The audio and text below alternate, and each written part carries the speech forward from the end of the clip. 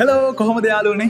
අද මං ඇවිත් තියෙන්නේ පප්පලගේ ගමට. ඉතින් ඔයාලා හැමෝම දන්න සූර පප්පයි, ජිම් පප්පයි හම්බ වෙන්න තමයි මං ආවේ.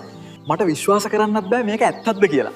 මට කොහොම හරි මේ දෙන්නව හැබැහිම බලා ගන්න පුළුවන් වුණා. ඉතින් අපි දැන් යමු පප්ප ගම වටේ රවුමක්.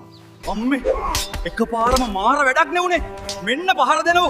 සූර පප්පයි, ජිම් පප්පගේ වැඩ බලන්නකො. අනේ අම්මෝ. ඉතාමත් දරුණු ගැටුමකින් පස්සේ ඔන්න රෑ කෑමට මාත් සෙට් වුණා. මෙයාලත් එක්ක එකට කෑම කනවා කියන්නේ ඉතින් ඒක මාර ලයිෆ් එක්ස්පීරියන්ස් එකක්. ටික රෑ වුණා.